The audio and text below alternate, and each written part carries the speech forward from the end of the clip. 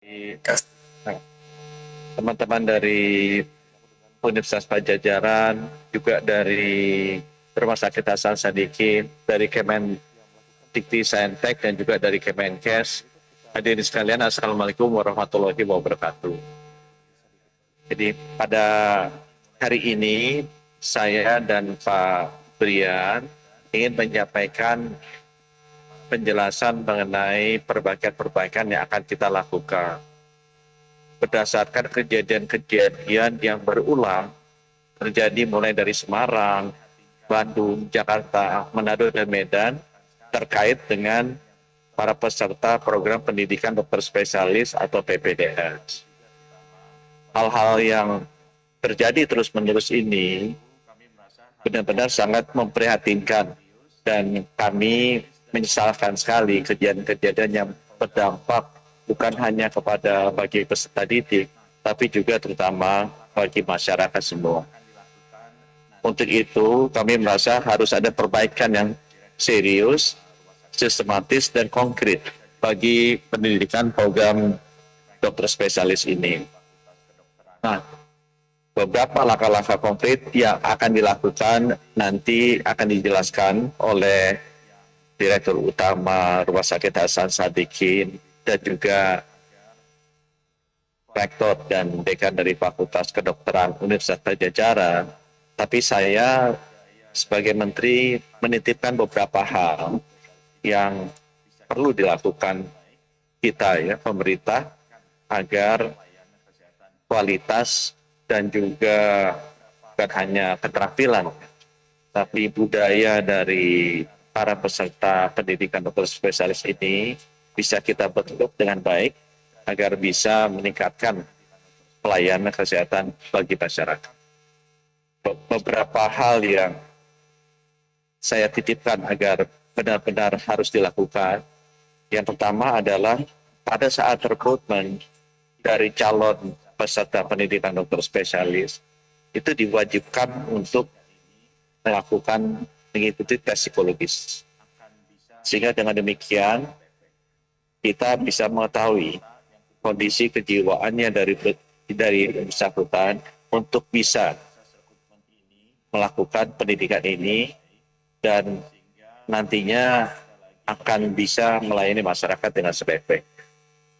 Saya juga minta yang kedua agar transparansi dari proses rekrutmen ini dilakukan dengan baik sehingga tidak ada lagi yang preferensi khusus yang mengakibatkan kita akan salah pilih dari peserta pendidikan dokter spesialis ini. Kami juga ingin memastikan bahwa afirmasi bagi putra-putri daerah yang masih kekurangan dokter spesialis kita lakukan. Karena kita sudah hampir 80 tahun mereka, distribusi dokter spesialis ini selalu bermasalah. Karena memang kebanyakan yang masuk adalah bukan yang berasal dari tempat-tempat yang akan perlu diisi. Sehingga perlu sekali afirmasi bagi putra-putri daerah untuk mengisi formasi dokter-dokter spesialis yang banyak sekali kosong di kota-kota di luar Jawa. Yang kita ingin dipastikan, saya titip yang ketiga adalah kami banyak mendengar bahwa pendidikan dokter spesialis yang dilakukan di rumah sakit itu tidak dilakukan langsung oleh konsulennya, tidak dilakukan langsung oleh gurunya, tapi dilakukan oleh seniornya, oleh kakak kelasnya. Sehingga ini tidak benar-benar memberikan kualitas yang kita inginkan. Dan baik dari sisi keterampilannya maupun dari budaya kerja. Di negara-negara lain di seluruh dunia, pendidikan dokter spesialis ini dilakukan oleh konsulennya. Dan ini yang kita lihat perlu perbaikan dan itu harus disertai juga dengan logbook yang digital yang menggambarkan bahwa benar-benar konsulennya lah yang mengajar para dokter-dokter muda ini. Bukan senior, bukan chiefnya ya, yang saya dengar banyak sekali yang ngajar ini malah bukan konsulennya. tetapi senior.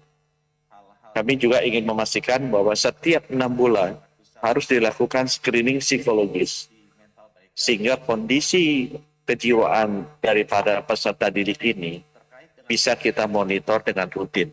Sehingga kalau ada hal-hal yang menunjukkan ada tekanan yang sangat besar di mental mereka, bisa kita identifikasi dengan lebih dini. Terkait dengan pelayanan di rumah sakit, saya juga meminta agar disiplin jam kerja bagi para peserta didik ini dilakukan tanpa kecuali. Kami mendengar bahwa para peserta didik dokter spesialis ini dipaksa bekerja luar biasa. Banyak yang bilang katanya ini untuk latihan mental, tapi menurut saya terlalu berlebihan. Aturan-aturan mengenai jam kerja bagi peserta didik itu sudah ada dan seluruh dunia juga standar. Saya minta bahwa ini benar-benar dipatuhi. Kalau pun mereka harus bekerja overtime di satu hari, berikutnya harus libur. Karena beban yang kerja yang sangat tinggi kalau dilakukan terus-menerus akan sangat menekan kondisi psikologis peserta didik. Saya minta seluruh rumah sakit Kementerian Kesehatan yang melakukan pendidikan dokter spesialis ini secara disiplin mematuhi jam kerja dari para peserta didik. Kemudian yang kelima ya, untuk pelayanan yang saya juga minta dilakukan di seluruh rumah sakit Kemenkes adalah jaminan keamanan dan pengawasan bagi peserta didik. Saya sering sekali mendengar bahwa para peserta didik ini disuruh-suruh melakukan pekerjaan yang seharusnya tidak ada hubungan dengan mereka, ya, atau bukan merupakan tugas mereka. Mereka harus dorong-dorong tempat tidur pasien. Mereka harus bekerja disuruh-suruh sebagai kurir yang membawa bukti pemeriksaan lab atau request pemeriksaan lab, pengambilan obat. Itu bukan tugas mereka. Itu sudah ada orang lain yang bertugas di rumah sakit pendidikan. Ya, jadi harus diawasi oleh para direktur utama pendidikan bahwa mereka benar-benar bekerja sebagai dokter yang belajar kompetensi yang lebih tinggi, bukan digunakan untuk melakukan pekerjaan-pekerjaan lain yang tidak esensial. Kemudian saya juga ingin memastikan yang ketujuh bahwa harus ada forum rutin di mana kita bisa bertemu dengan mereka, para dokter spesialis ini. Saya juga akan memberikan komitmen waktu saya untuk bertemu dengan mereka agar well-being mereka, kesehatan raga dan fisiknya dan juga mentalnya itu kita monitor. Kalau ada masalah-masalah kita bisa deteksi dini. Jadi saya minta semua dirut rumah sakit Kementerian Kesehatan itu harus rutin bertemu, turun langsung bertemu dengan mereka, melihat bagaimana kondisi mereka dan segera melakukan intervensi kalau memang ada potensi masalah-masalah yang ada. Kemudian yang terakhir yang saya minta juga adalah tekanan dari pendapatan itu selalu saya dengar. Jadi para dokter spesialis ini umumnya sudah berkeluarga. Mereka juga sudah bekerja. Ya. Sekarang mereka harus mengikuti program pendidikan dokter spesialis, tidak mendapatkan pendapatan, sehingga tekanan finansialnya besar sekali. Ya. Belum lagi mereka harus membayar. Nah ini yang nanti saya dengan Pak Trian rencananya kita mau menata ulang bagaimana pendidikan dokter spesialis ini lakukan sama standarnya dengan pendidikan dokter spesialis di luar negeri ya. Di mana mereka sebenarnya bukan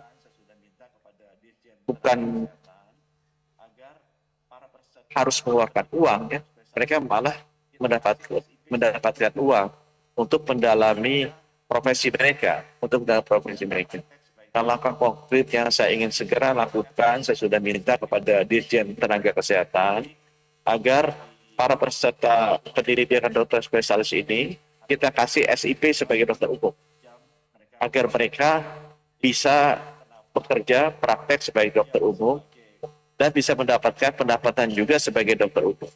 Ya. Baik di rumah sakit pendidikan atau juga di luar jam mereka melakukan pendidikan. Itu sebabnya kenapa jam kerja sebagai PPDS harus diatur agar mereka bisa melakukan pekerjaan dokter umum di rumah sakit pendidikan dengan SIP, bukan hanya sebagai PPDS, tapi SIP sebagai dokter umum agar bisa mendapatkan penghasilan. Sehingga diharapkan dengan demikian, tekanan finansial yang luar biasa besar yang dialami oleh para peserta PPDS ini bisa kita kurangi. Saya harapkan bahwa langkah-langkah konkret ini bisa kita lakukan cepat dan terus kita monitor pelaksanaannya agar itu tadi ya masalah yang serius sistematis di pendidikan program pendidikan dokter spesialis ini bisa kita atasi bersama-sama. Nanti kami akan minta teman-teman dari Rumah Sakit Hasan Sadikin dan Universitas FK Unpad untuk bisa menjelaskan perbaikan-perbaikan di sisi mereka. Tapi apa yang saya sampaikan tadi saya harapkan bisa berlaku secara nasional di semua rumah sakit pendidikan Kementerian Kesehatan. Terima kasih atas perhatiannya. Wassalamualaikum warahmatullahi wabarakatuh. Waalaikumsalam warahmatullahi wabarakatuh. Terima kasih banyak Pak Menkes. Jelajahi cara baru mendapatkan informasi. Download Metro TV Extend sekarang.